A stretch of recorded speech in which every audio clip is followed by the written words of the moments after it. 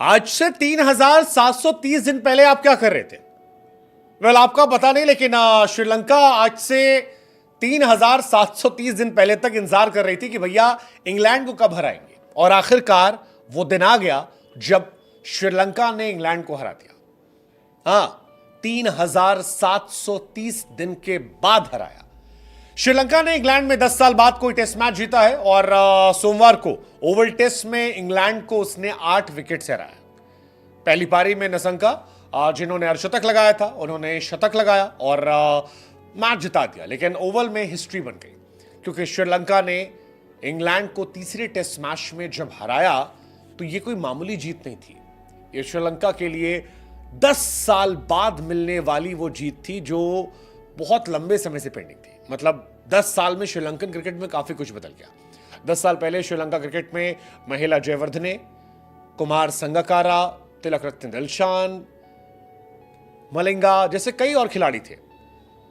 वो टीम अलग थी, काफी स्ट्रांग टीम हुआ करती थी। कुलशेखरा उसमें थे और कई और प्लेयर थे जो लाजवाब थे। लेकिन उसके बाद श्रीलंका कमजोर होती चली गई। 10 सालों में एक भी मैच वो इंग्लैंड की सरजमी पर जीत नहीं पाई। लेकिन अब उसने जीत दर्ज की है, और आपको जान के हैरानी होगी कि 8 विकेट से जो ये जीत है, ये उनकी चौथी जीत है अंग्रेजों की जमीन पर। अंग्रेज अपने घर पे लगातार जीत रहे थे, लेकिन बेन स्टोक्स जब नहीं थे तब इंग्लैंड को यह हार मिली।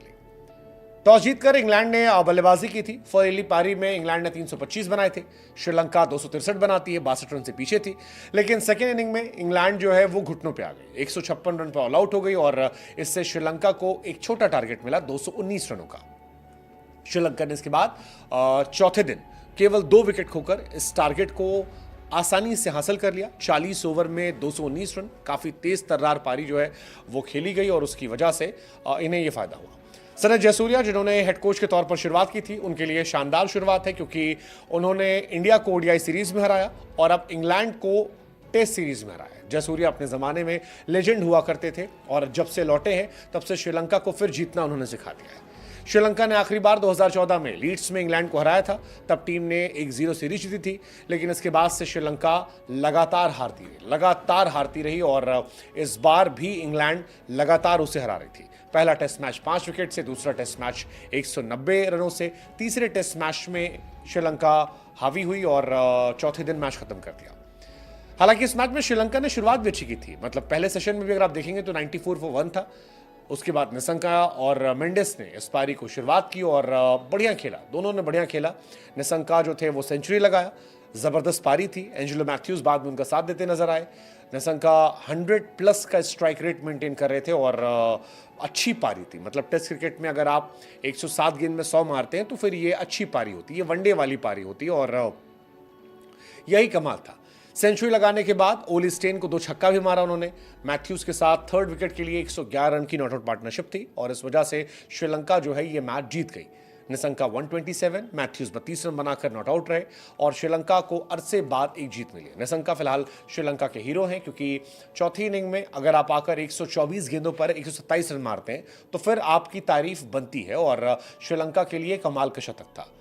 हालांकि निशंका जो है वो लगातार अच्छा खेले थे। फर्स्ट इनिंग में अगर आप देखोगे श्रीलंका भले ही फ्लॉप हुई थी, लेकिन निशंका 64 रन बनाए थे 51 गेंदों पर। स्ट्राइक रेट 100+ था। इवन सेकेंड इनिंग में 124 पे 27, अगेन स्ट्राइक रेट जो था वो 100+ था, और इसी वजह से काफी ज्यादा उनकी तारीफ हो रही है।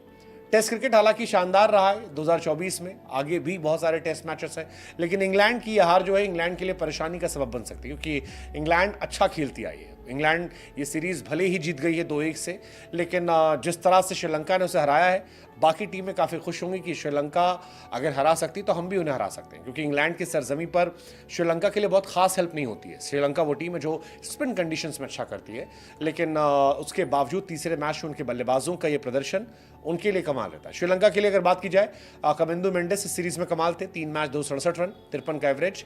निशंका कमाल थे, 2 मैच 217 रन, और धनंजय डिसिल्वा जो थे वो कमाल थे, 204 रन 3 मैचेस में।